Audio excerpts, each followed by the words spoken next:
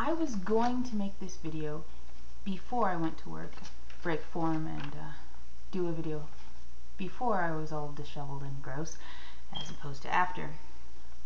But I kept getting interrupted, mostly by people calling me.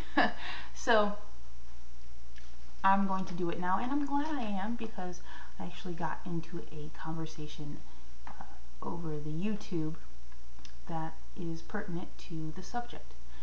And I really do hope that this is the last video I make about the whole Limbaugh Fluke fiasco, because I'm sure people are tired of me rambling on about it. But again, this conversation is really to the point. It begins, first of all, it is in response to a video that a gentleman named Spiritualbully made, and it's called Rush Limbaugh's Straw Man Against Sandra Fluke. So I will link the video so you guys can watch it yourself, but that's what it's called, in case I forget to do that. Anyway, it starts with this person named Suga21, and he or she, I'm thinking he, but could be either, starts his post with the list of the top 10 reasons to take birth control pills. And lo and behold, 1 through 10 are all to prevent pregnancy. This somehow invalidates the use of birth control, but there you have it. He goes on to say, the sad part is women can get birth control free at Planned Parenthood. I reply, the sad part is that women with insurance are not eligible for programs that offer free contraception. What is also sad is that you're buying into the idea that any act of sexual congress is solely the responsibility of a woman, rather than accepting the truism, it takes two to tango. But I guess the other person isn't culpable, because he doesn't have to worry about the expense and health concerns that come with being pregnant.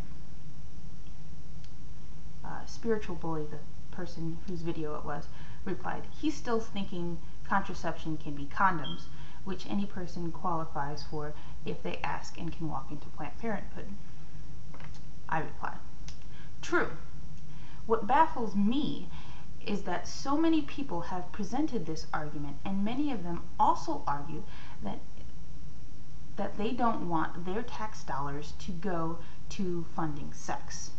Ms. Fluke's stance is that a woman who pays for her own insurance ought to be able to get coverage for her medicine through it, rather than having to go without because her employer or educational institution has an objection to her health care provider's expert opinion.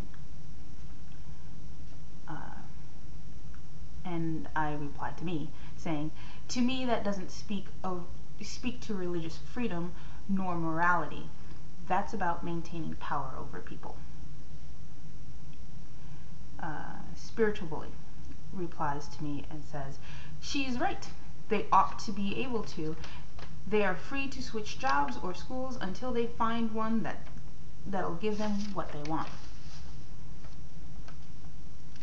And he further said, a person's religious freedom to deny contraception and how he spends his money for you is more important than your stupid alleged right to safe sex and healthy ovaries. I replied to him, to clarify, what you have just said is that one person's right to dictate morality to another is more important than the second person's right to a safe and healthy life. And he replied, yes, that's what I said.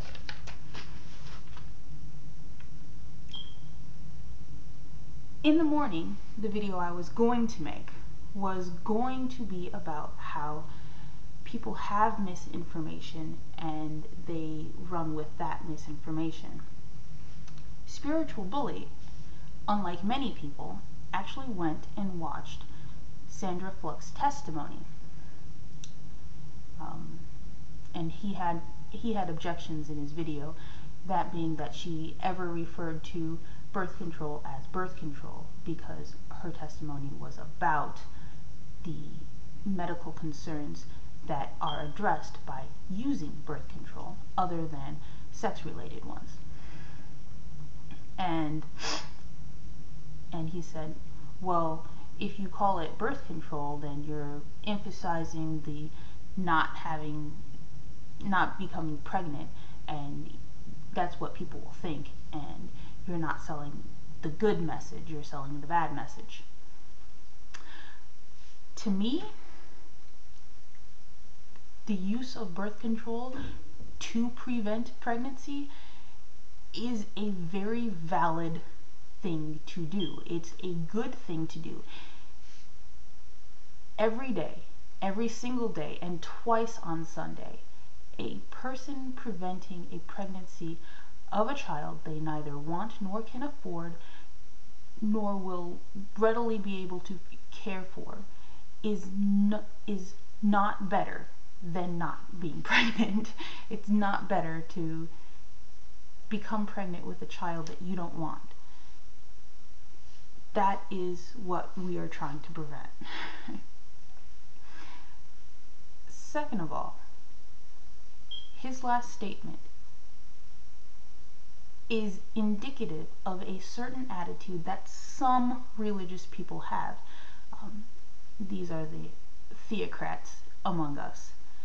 That religious freedom to them doesn't mean that they are free to practice their own religion and follow the moral dictates of their own religion. No, that's not what freedom of religion means to them. Freedom of religion to them means the freedom to impose their religion on other people. That is a problem.